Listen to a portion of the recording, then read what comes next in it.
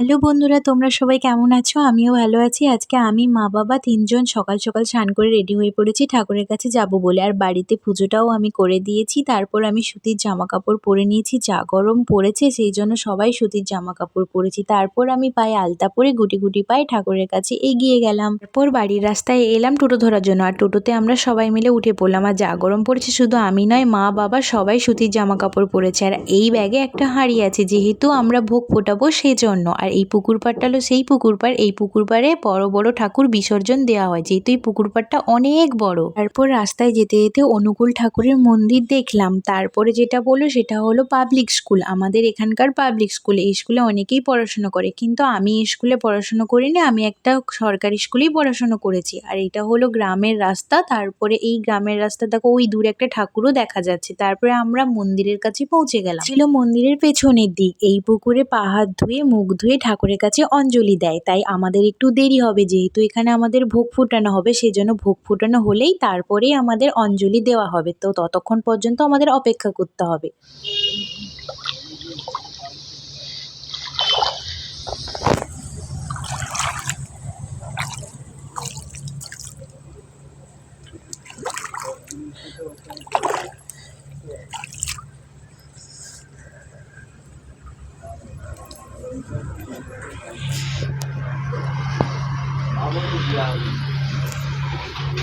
তারপর আমি পা হাত ধুয়ে ওপরে উঠে এলাম, দিয়ে একটু বসলাম যেহেতু ভোগ ফোটানো হবে। ওই ভোগ রান্না করার জন্য যে বামুন ঠাকুর, ওই বামুন ঠাকুর এখনও এসে পৌঁছায়নি। এটাই হলো সেই উনুন যেখানে 4টা উনুন 5টা উনুন একসাথে জ্বলবে আর অনেক হাঁড়িই বসবে। শুধু আমাদের বাড়ি থেকেই নয়, অনেক হাঁড়ি আসে এখানে ভোগ ফোটানোর জন্য। তারপর আমি আস্তে করে চুপচাপ করে বসছিলাম যে কখন রান্না করার বামুন ঠাকুর আসবে। এটাই হলো সেই মন্দির। এই মন্দিরটা হলো মা মনসা দেবীর মন্দির। এখানে অনেকেরই মনস্কামনা পূর্ণ হয়, তাই দূর দূর থেকে অনেকেই আসেন। তো আমারও অনেক মনস্কামনা পূর্ণ হয়েছে। সত্যি কথা বলতে কি, প্রথমেই আমি এই মন্দিরে গিয়ে মা বলে ডেকেছিলাম। মা বলে যে শব্দটা হয় না, প্রথম আমি এই মন্দিরে এসেই ছোট্টবেলায় মা বলে ডেকেছিলাম। তো যাই হোক, ওটা ছোটবেলার ঘটনা। তারপর আমার হাঁড়ি নয়, এখানে অনেকেরই ভোগের হাঁড়ি এসছে। সব বামুন ঠাকুর চলে এসছেন, রান্না করা বামুন ঠাকুর। এবার ভোগের হাঁড়ি সবার ফুট ফুট করে ফুটছে।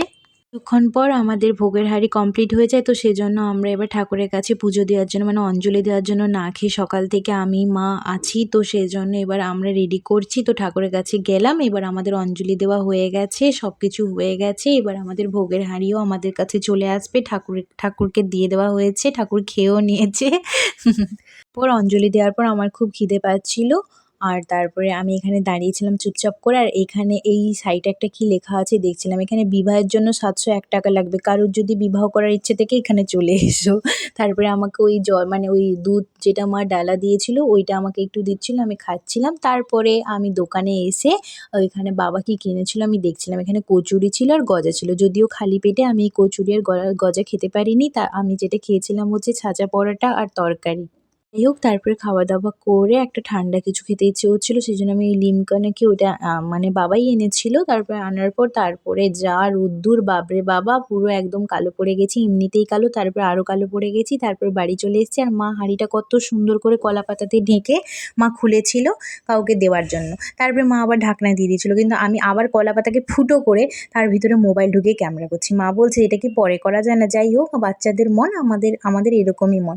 তারপরে বাড়ি চলে এসেছি আর সেখানে আমি রিলসও করেছিলাম একটা। তো টাটা বন্ধুরা, আজকে যা কিছু করলাম আমি তোমাদেরকে দেখিয়ে দিলাম। তোমরা কেমন আছো তোমরাও কমেন্ট করে জানাও। তোমরা ভালো থেকো, সুস্থ থেকো। আর গরমে সবাই একটু বেশি বেশি করে জল খেও, কারণ এই গরমে জল না খেলে মানুষের জীবন থাকবে না। টাটা বন্ধুরা, তোমরা ভালো থেকো, সুস্থ থেকো।